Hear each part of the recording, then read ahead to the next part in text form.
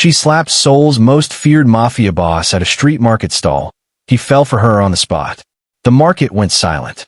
Not the silence of peace, but the silence of fear holding its breath. Son Tae-Woong looked down at the weeping woman on the ground and spoke without raising his voice. Vermin like this should not be allowed to clog up good market space. Nobody moved. Nobody breathed. Except for one woman. Ae Minjae stepped between her mother and the most feared man in Seoul, and before his bodyguards could blink, her hand cracked across his face. The sound rang through the alley like a gunshot. His enforcers reached for their jackets. Tae-Woong raised one hand, and they froze instantly.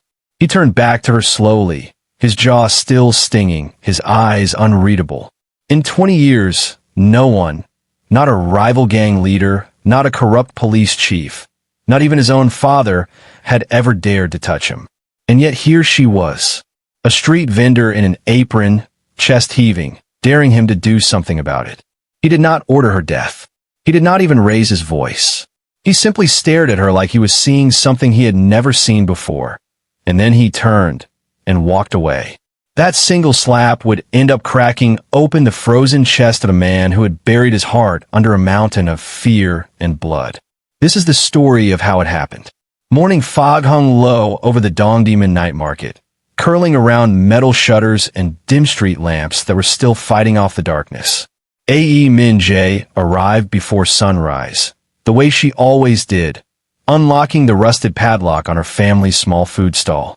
The smell of steamed rice cakes and simmering spicy seafood stew had made this stall a quiet legend in the neighborhood. Tiak, so soft it melted on the tongue, stew so rich that regulars came back for it week after week. She rolled up the metal shutter and looked at the stacked pots, the folding stools, the faded signboard with her mother's handwriting on it. It was not much, but it was everything. Her mother, Yuk Mun-hee, arrived minutes later carrying a bag of fresh fish cakes, her shoulders already tired before the day had even begun. She set the bag down and rubbed her lower back. "Did you sleep at all last night?" Minjae asked, tying her apron behind her back. "I slept enough," Mun-hee said, avoiding her daughter's eyes. Minjae knew that tone. It was the tone her mother used whenever she was hiding something that hurt. "What did you sign this time?" Mun-hee busied herself with the fish cakes, refusing to look up. The storage basement flooded in the freeze last winter. Everything we saved was ruined. I needed money to restock, and the bank would not even look at me. Minji's stomach tightened. "So you went to them again. The private lenders." "I had no choice, Minjae. We would have lost the stall completely. Those men do not lend money, They lend chains." Mun-hee said nothing. She simply kept working, her hands trembling slightly as she arranged the fish cakes in a neat rows, as if organizing them perfectly could somehow organize the mess she had made of their finances. By mid-morning the market was alive. Vendors shouting prices, steam rising from dozens of stalls, customers weaving between narrow aisles packed with fabric, spices, and street food. Minjae ladled stew into paper cups for a line of hungry office workers, her movements quick and practiced, her smile polite, even when her mind was somewhere else entirely, still stuck on the unpaid debt hanging over their heads like a blade. Then the crowd around their stall shifted. People stepped aside instinctively, the way small animals part when a predator walks through the grass. Im-jeong strolled in first, flanked by two broad-shouldered enforcers in dark jackets, their presence alone enough to silence nearby conversations. Jeong wore a smirk that never seemed to leave his face, the kind of smirk that belonged to a man who enjoyed other people's fear. "Yuk Mun," he said loudly, deliberately loud enough for everyone nearby to hear. "You are 3 weeks late." Mun-hee's spoon stopped mid-stir. "I told your office I needed until the end of the month. Business has been slow since the flood." "Slow?" Jeong laughed, glancing around at the crowded stall, at customers pretending not to listen. "Looks pretty busy to me." He stepped closer to the serving table, close enough that Minjae could smell his cologne mixed with cigarette smoke. "Interest does not care about slow, Ajumma. Interest grows whether you are busy or not." Minjae set down her ladle, positioning herself slightly in front of her mother. "We will have the money by Friday. You do not need to make a scene." Jae-young's eyes flicked toward her, amused, like a man noticing a small dog barking at him. Oh, she speaks. He turned back toward Mun-hee, his voice hardening. Friday was yesterday's excuse. I'm tired of excuses. Without warning, his arms swept across the nearest tray, sending dozens of freshly steamed rice cakes tumbling onto the wet concrete floor. Customers gasped and stepped back. Mun-hee dropped to her knees instantly, scrambling to save whatever she could, her hands shaking as she gathered ruined teok in her apron, tears streaking silently down her face. Please, she whispered. That is 2 days of ingredients. Please. Jae-young crouched slightly, watching her scramble like it was entertainment. You should be thanking me. I'm teaching you a lesson for free. Minji's fists clenched so hard her knuckles turned white. Every instinct told her to grab him by the collar, but she knew any move against him would only make things worse for her mother. So she stood there, forcing herself to breathe, forcing herself to swallow the fire rising in her throat. Jae-young pulled out his phone, dialing a number without breaking eye contact with Minjae. Boss, he said into the receiver. Come see this. The trash is finally getting cleaned up on its own. Minji's blood ran cold. She did not know who he was calling, but the shift in the air around them told her it was someone far worse than Jae-young. Within minutes, a low rumble of engines rolled down the narrow market lane. Vendors began pulling their shutters halfway down, customers ducking into alley corners, phones raised discreetly to record, but no one daring to speak. A convoy of black sedans eased to a stop just outside the stall, tires crunching over scattered rice cakes. The rear door of the middle car opened. Son Tae-Woong stepped out. He wore a tailored black suit that fit him like a second skin, his silver-streaked hair catching the dim market light, his expression carved from something colder than stone. He did not walk fast. He did not need to. Every person in that market moved out of his way without being told, the way water parts around a blade. Jae-young straightened immediately, his smirk vanishing, replaced by the posture of a man desperate to look useful in front of his superior. Boss, this is the stall. 3 weeks late, and the daughter has an attitude problem. Tae-Woong did not even glance at him. His eyes settled on Mun-hee, still on her knees, still gathering ruined food into her apron, her shoulders shaking with quiet sobs. He tilted his head slightly, studying her the way one might study an insect on the sidewalk. Vermin like this should not be allowed to clog up good market space. The words landed like ice water over the entire crowd. Minjae felt something inside her chest crack wide open, some final wall of restraint she had been holding up her entire life. She was no longer thinking about consequences. She was no longer thinking about the debt, or the syndicate, or the men with guns hidden beneath their jackets. She was only thinking about her mother's tears hitting the wet concrete floor. Minjae stepped forward, placing herself directly between Tae-Woong and her mother, her chin lifted despite the trembling in her hands. Say that again, she said, her voice low and shaking with fury. Say that again and see what happens. For the first time, Tae-Woong actually looked at her, truly looked, as if noticing a person standing in his path for the first time in years. There was something almost curious in his gaze, a flicker of surprise quickly buried beneath his usual ice. You dare to threaten me, he said quietly, almost amused. I am not threatening you, Minjae said. I am warning you. A faint, cold smile touched the corner of his mouth. And what exactly are you warning me about? Before she could answer, before she could even think, her hand moved on its own. It cracked across his face with a sound so sharp it seemed to echo off the surrounding buildings. Time stopped. Jae-young's mouth fell open. The two enforcers instinctively reached inside their jackets, ready to draw weapons, but Tae-Woong raised a single hand without even looking at them, and they froze mid-motion, as if his authority alone had physically nailed their feet to the ground. The entire market held its breath. Tae-Woong slowly turned his face back toward Minjae, his jaw red, his eyes unreadable. There was no anger in his expression, no fury, just a strange, mesmerized stillness, as if he had just witnessed something impossible. Minji's heart pounded so hard she could hear it in her ears, but she refused to look away, refused to shrink, even as every nerve in her body screamed at her to run. For several long seconds, nobody spoke. Nobody moved. Even the wind seemed to hold still. Then, without a single word, without ordering retaliation, without even acknowledging Ji-young's stunned expression, Tae-Woong turned and walked back toward his car. His entourage scrambled to follow him, glancing back at Minjae with a mixture of confusion and disbelief. The convoy pulled away, engines fading into the distance, leaving behind a market frozen in shocked silence. Slowly, vendors began peeking out from behind their shutters. Customers lowered their phones. Someone finally exhaled, breaking the spell over the street.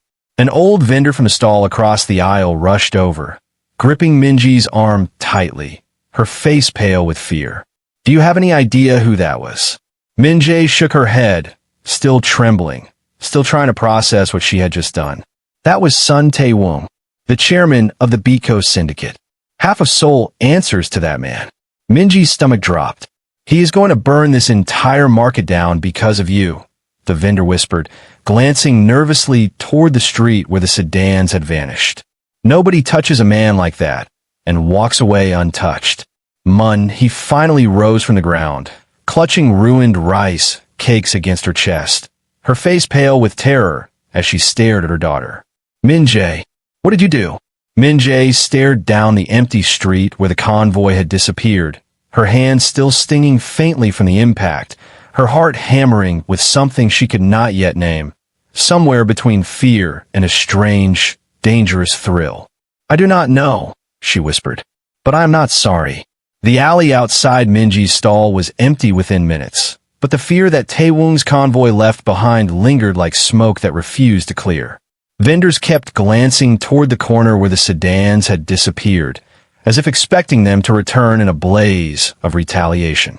He gripped her daughter's arm so tightly it left marks. "We need to close the stall. Now, pack everything. If we run, it will look like we're guilty of something. We are guilty of something." You slapped the chairman of the Baekho Syndicate in front of 200 witnesses. Minjae did not answer, because there was nothing to say that would make the fear in her mother's eyes disappear. They closed the stall early that day, the first time in 3 years they had shut down before sundown. Neighboring vendors watched them go with pity in their eyes, the kind of pity reserved for people already considered dead. That night, Minjae sat by the window of their small apartment with a kitchen knife resting on her lap, not because she believed it would protect her against armed men, but because holding something, anything, made the waiting feel less unbearable. Every passing car engine made her flinch. Every footstep in the hallway outside made her hold her breath.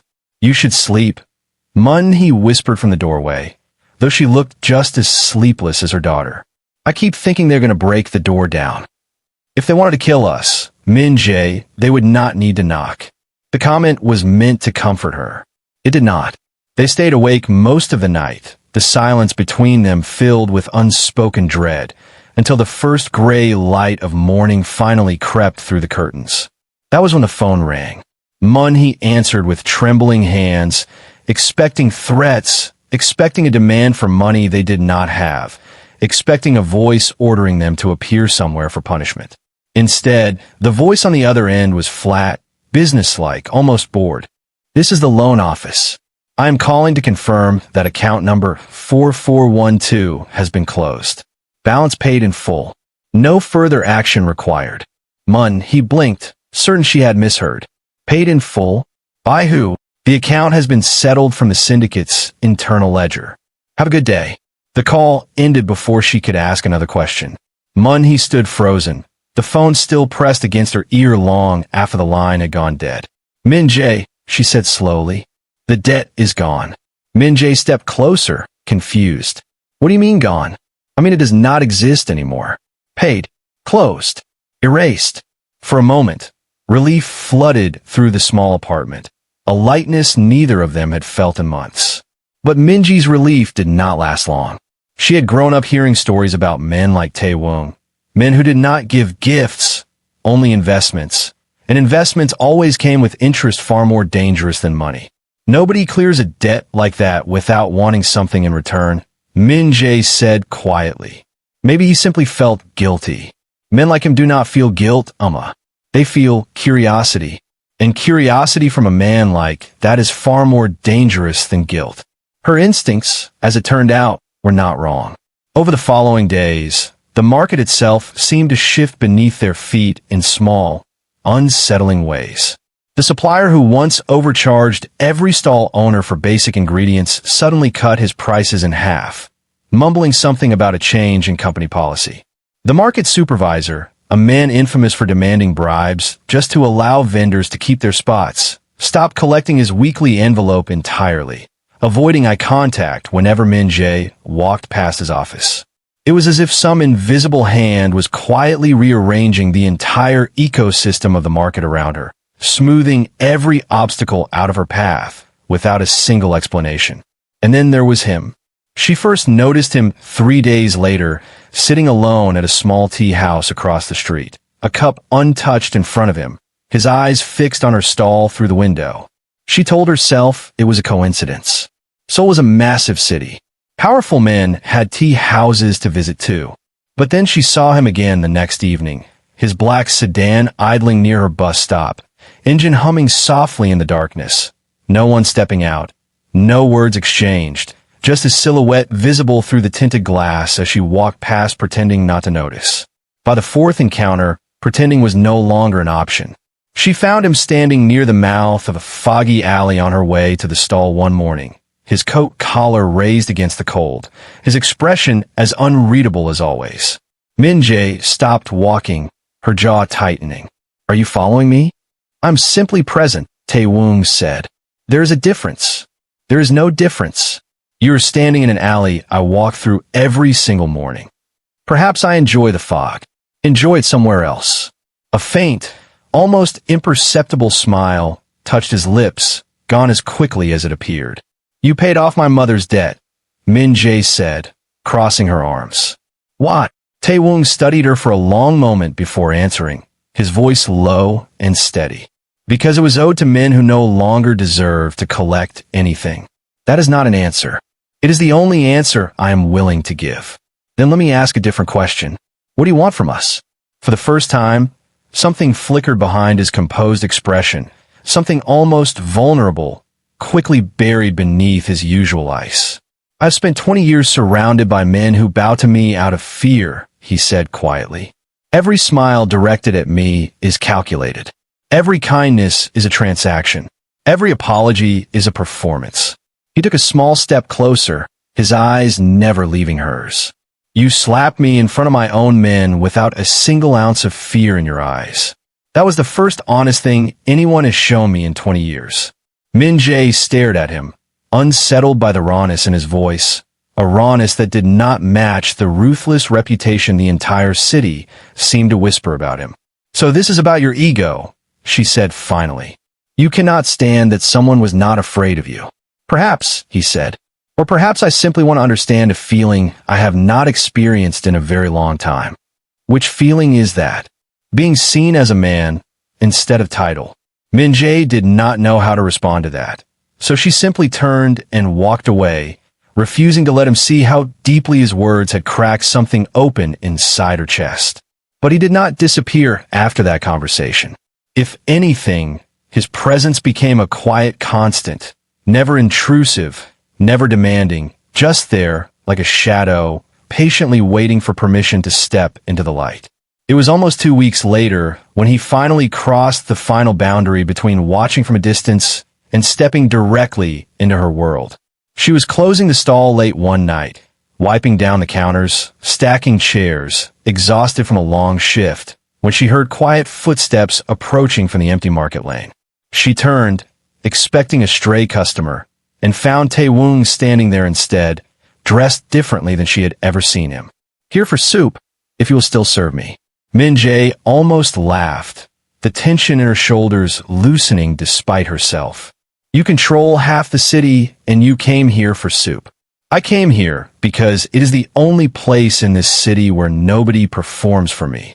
She studied him for a long moment before sighing and gesturing toward the small stool across the counter.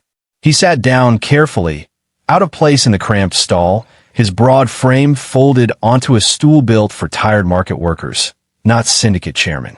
She ladled a bowl of the spicy stew and slid it toward him without a word. He ate slowly, savoring it in a way that surprised her. "This is better than anything my private chefs prepare. That is because my mother makes it with actual care, not obligation." Tae-Woong set down his spoon, his eyes drifting toward the flickering bulb hanging above them. "My father used to say that mercy was a fatal flaw, that a man who shows weakness invites his own death. I was 11 years old the first time he made me watch him punish a man who owed him money, just so I would understand what it meant to lead." Minjae's chest tightened at the image, the small boy forced to witness cruelty as a lesson. "That is not leadership," she said quietly. "That is trauma disguised as tradition. Perhaps, but it built the empire I now carry. An empire is not worth carrying if it hollows you out completely." He looked at her then, something unguarded flickering across his features, and for the first time since she had known him, he laughed. A real laugh, low and surprised, as if the sound itself was foreign to his own throat. "You sit like a soldier waiting for inspection," she teased, nodding at his rigid posture. "Relax your shoulders before you break something. This is how I have always Saturday.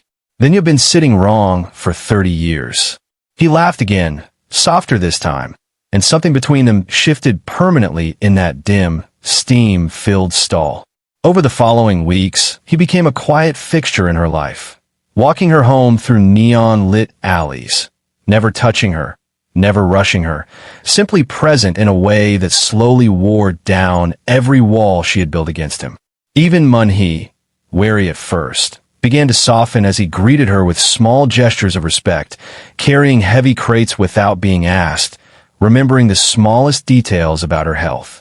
It was on a clear night, standing on a high balcony overlooking the glowing skyline of Seoul, that Tae-Woong finally said the words he had been circling for weeks.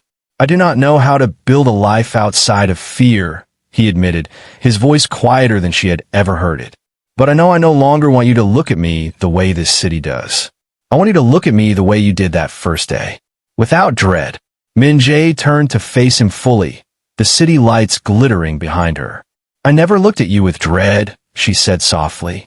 "I looked at you like a man who forgot he was allowed to be human." He reached for her hand, and this time she did not pull away. Their kiss was slow, gentle, a quiet collision of two people who had spent their entire lives building walls, finally choosing to let them fall. Neither of them noticed the faint click of a camera shutter from a dark sedan parked far below, capturing the moment that would soon threaten everything they were building. That photograph found its way into the hands of Sang Young-soo 3 days later. Tae-Woong's vice chairman studied the image under the harsh light of his private office, his jaw tightening with each second. He spread several more photographs across the table, all showing the same thing. The chairman of the Baekho Syndicate laughing, relaxed, distracted, at a street market stall of all places. He carried the photographs to a private meeting with the syndicate elders, Sang Woo-jin and Kan Chun-ho, men who had served under Tae-Woong's father decades earlier.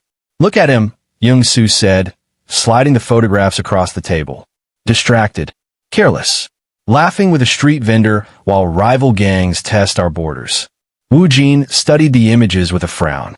"The chairman has always kept his personal affairs separate from business." "This is not separate," Young-soo snapped. "The Chongryong have already begun moving into our unwatched territories. Byung-ho and his brother Young have taken 2 markets under our noses while Tae-Woong wastes his attention on a woman who slapped him in front of 200 witnesses." Chun-ho exchanged a wary glance with Woo-jin. "What are you suggesting, Young-soo?" "I am suggesting that a lion who forgets how to bite eventually gets devoured by his own pack." Neither elder spoke against him, and that silence was enough encouragement for Young-soo to begin moving pieces into place. Im Ji-young, still smarting from his own humiliation weeks earlier, volunteered eagerly for the next phase. He arrived at Minjae's stall one quiet afternoon while she worked alone, his presence immediately draining the warmth from the air around her. "Business looks good," he said, glancing around with false politeness. "Almost as if someone has been protecting you." "Say what you came to say." Jae-young's smirk sharpened. When a lion forgets how to bite, his pack eats him first, and they always start with his favorite sheep. He left without waiting for a response. The threat settling over Minjae like a cold shadow she could not shake for the rest of the day. She should have warned her mother to stay close to home that night. She did not know the warning had already come too late. He was walking back from a neighbor's house just after dark, humming softly to herself, when a dark van rolled up beside her without warning. Before she could scream, rough hands dragged her inside, a cloth pressed over her mouth, the van speeding away into the night before anyone on the quiet street even noticed. Minji's phone rang an hour later. She answered expecting her mother's voice. Instead, Sang Young-soo's cold, measured tones slithered through the speaker. "Your mother is safe for now. Whether she remains that way depends entirely on what happens in the next few hours." "Where is she?" Minjae screamed, her whole body trembling. "Tell your chairman that if he wishes to see her alive again, he will step down as leader of the Baekho Syndicate and surrender full control to me. He has until dawn." The line went dead before she could respond. Minjae ran through the city streets faster than she had ever run in her life, arriving breathless at the towering syndicate headquarters, shoving past startled guards who recognized her enough not to stop her. She found Tae-Woong already moving with grim purpose, loading a weapon into his jacket, his expression carved from pure fury. "I am going alone," he said without looking at her. "No, you are not. Minjae, this is not a place for you. My mother is tied up somewhere because of me. I am not staying behind while you decide my fate for me." He turned to argue, but the look in her eyes stopped him cold. The same fearless fire he had seen the very first day she slapped him in front of his own men. "I did not hesitate to protect her then," she said. "I will not hesitate now." For a long moment, he simply looked at her, something between fear and admiration passing across his face, before he finally nodded. "Then stay close to me, no matter what happens." They arrived at the abandoned shipping warehouse along the Incheon docks just as the first hints of dawn threatened the horizon. Inside, dim industrial lights flickered over rows of rusted shipping containers. Munhee sat bound to a chair in the center of the room, her face pale but defiant, surrounded by armed soldiers loyal to Young-soo. Sang Young-soo stood on the catwalk above, flanked by the syndicate elders, and disturbingly, two unfamiliar men Minjae recognized instantly from whispered market rumors, Ryo Byung-ho and his brother Ryo Young, leaders of the rival Chongryeong gang. "You brought her," Young-soo said, glancing at Minjae with disdain. "How fitting. The woman who started this entire mess gets to witness its ending." "Release her mother," Tae-Woong said, his voice a low growl that echoed through the warehouse. "Now! You ruined everything your father built," Young-soo spat. "An empire feared across the entire peninsula, and you traded it for a street vendor's soup and a woman's smile. An empire built purely on fear is not an empire," Tae-Woong said, stepping forward without hesitation. "It is a prison waiting for a spark to burn it down." Minjae stepped forward as well, her voice ringing clear across the warehouse. "He is not protecting me because he is weak. He is protecting me because he finally remembered how to be human. Ask yourselves which one of you has done anything worthy of respect besides frightening old women and stealing from struggling market stalls." Her words landed harder than she expected, several of the younger soldiers shifting uncomfortably, glancing between each other. Young-soo noticed the hesitation and barked an order. "Kill them both." But before his men could react, Kyung Mingyu, one of Tae-Woong's most trusted soldiers, turned his weapon directly on Young-soo's men instead, several others following his lead in an instant. Chaos exploded through the warehouse, gunfire and shouting echoing off metal walls as loyal soldiers clashed against traitors. Tae-Woong moved with terrifying precision, disarming one enforcer, sweeping the legs from another, driving his elbow into Im Ji-young's jaw hard enough to send him crashing into a stack of crates. Minjae rushed to her mother, fingers fumbling with the ropes binding her wrists, shielding her body from stray gunfire, as chaos raged around them.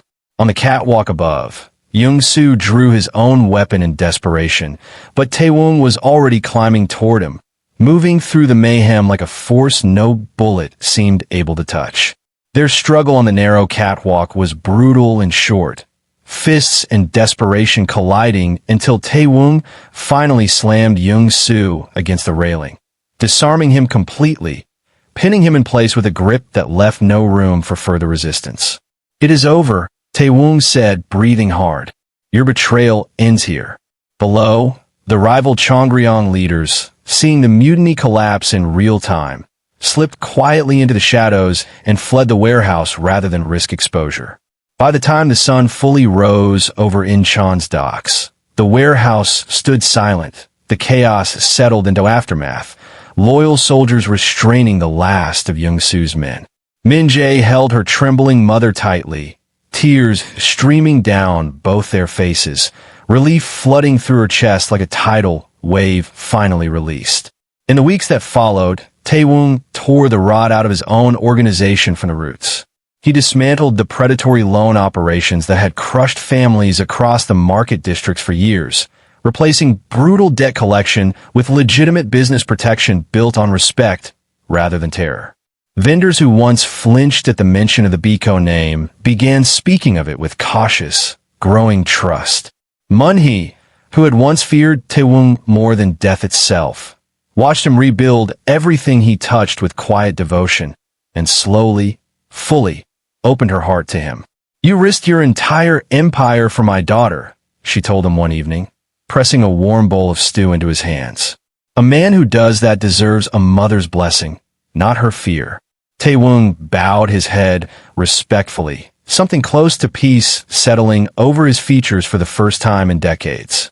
On a crisp Saturday evening months later, he arrived at Minjae's home dressed simply, without guards, without sedans, just a man waiting nervously at her door.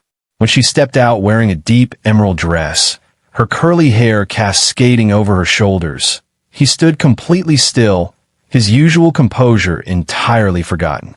"You are staring," she teased. "I'm allowed to stare at something this beautiful."